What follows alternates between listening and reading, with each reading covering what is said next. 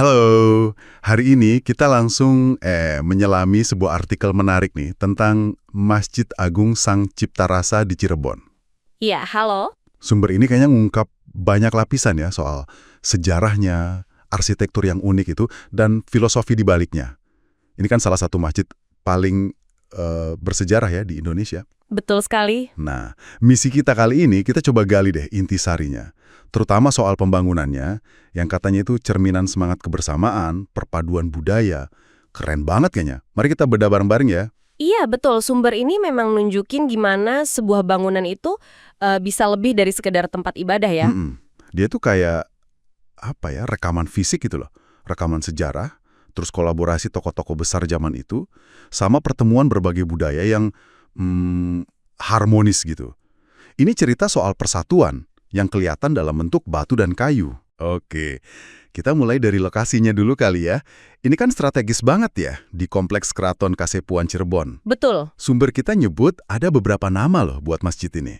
Ada Masjid Agung Cirebon, terus Masjid Pakungwati, bahkan Masjid Sunan Gunung Jati. Kok bisa banyak gitu yang namanya ya? Nah, itu nama-namanya emang terkait erat sama sejarahnya. Dibangunnya kan sekitar tahun 1498 ya. Lama banget ya? Iya, atas prakarsa Sunan Gunung Jati bareng Wali Sanga yang lain. Nah, lokasinya itu memang dulunya di area Keraton Pakungwati. Jadi, ya penyebutan nama-nama itu kayaknya mencerminkan fase sejarah sama penghormatan gitu ke pendirinya. Oh gitu ya, masuk akal sih. Terus soal proses bangunnya gimana? Artikel ini nyinggung soal gotong royong yang kental banget. Nah, ini nih bagian yang menurut saya paling menonjol dari sumber kita. Semangat gotong royongnya itu bukan sekedar basa-basi loh. Oh ya? Jadi Sunan Gunung Jati itu nunjuk Sunan Kalijaga sebagai arsitek utamanya. Tapi beliau ini didukung penuh sama Raden Sepat. Raden Sepat, siapa itu? Itu arsitek terkenal dari zaman Majapahit. Terus ada juga bantuan teknis dari Kesultanan Demak, dari Raden Patah. Nah, kolaborasi inilah kuncinya kenapa arsitekturnya jadi unik banget. Jadi gabungan ya? Iya, gabungan gaya Demak, Majapahit, sama Cirebon sendiri. Bahkan ada satu tiangnya itu dibuat dari tatal. Tatal? Apa itu tatal? Itu loh, serpihan-serpihan kayu sisa yang disatuin lagi dengan cerdik. Teknik ini mirip sama yang di Masjid Agung Demak. Ini bukti nyata banget kolaborasi teknis dan visi bersama pada waktu itu. Wah, keren banget. Jadi bukan cuma dibangun bareng-bareng ya, tapi elemen arsitekturnya sendiri itu hasil leburan ide gitu ya? Tepat sekali. Ada detail lain yang menarik nggak dari sumber ini? Misalnya di bagian dalamnya gitu. Yang indah banget. Ukiran teratai. Iya. Sumber kita nyatat ini sebagai karya Sunan Kalijaga. Kayak sentuhan artistik personal gitu ya di jantung masjidnya. Terus ada lagi, 3 ubin lantai khusus. Ubin khusus? Konon katanya nih, dipasang langsung oleh Sunan Gunung Jati, Sunan Bonang, sama Sunan Kalijaga. Dan ini bukan cuma penanda biasa, tapi simbol dari 3 pilar ajaran. Iman, Islam, dan ihsan. Wow, dalam banget ya maknanya. Nah, selain pengaruh para wali sama arsitektur Jawa tadi, ada sentuhan budaya lain nggak yang disebut di artikel ini? Mengingat Cirebon kan kota pelabuhan ya? Nah, tepat sekali pertanyaannya. Artikel ini menyoroti kuatnya pengaruh Tiongkok. Itu kelihatan jelas. Oh ya? Di mana itu? Anda bisa lihat di hiasan dindingnya. Ada porselen-porselen dari era dinasti Ming. Itu kan periode penting ya di sejarah Tiongkok. Terkenal sama keramiknya. Ada piring-piring warna merah sama biru. Wah, ditempel di dinding gitu? Iya. Dan ini bukan sekedar hiasan loh.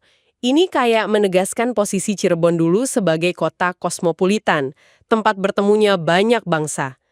Jadi masjid ini secara arsitektur udah kayak peta fisik diplomasi budaya zaman itu. Gila, perpaduannya kayak banget ya berarti.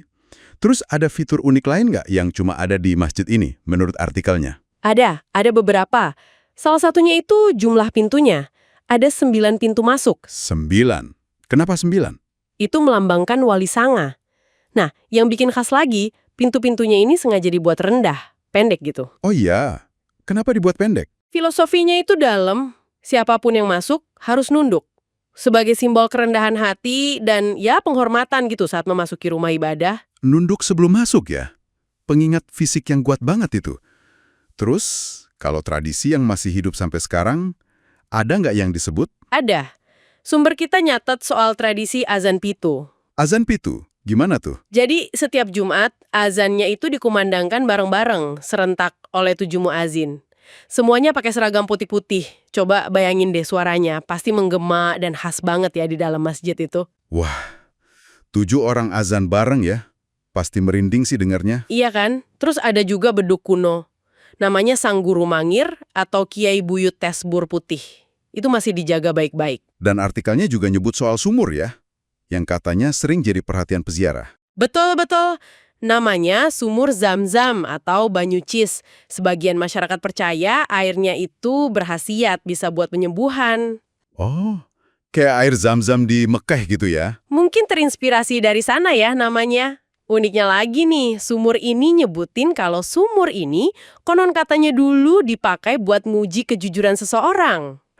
Diuji kejujuran pakai air sumur? Gimana caranya tuh? Wah, detailnya gimana persisnya nggak disebut ya, tapi ini contoh menarik banget bagaimana keyakinan lokal itu bisa menyatu dengan ruang spiritual masjidnya sendiri. Oke, jadi kalau kita simpulkan sedikit dari penelusuran kita berdasarkan artikel ini ya, jelas banget kalau Masjid Agung Sang Cipta Rasa ini monumen kolaborasi ya. Betul, kolaborasi dan perpaduan. Arsitekturnya itu kayak buku sejarah terbuka, merekam campuran budaya Jawa, Cirebon, Majapahit, sampai Tiongkok.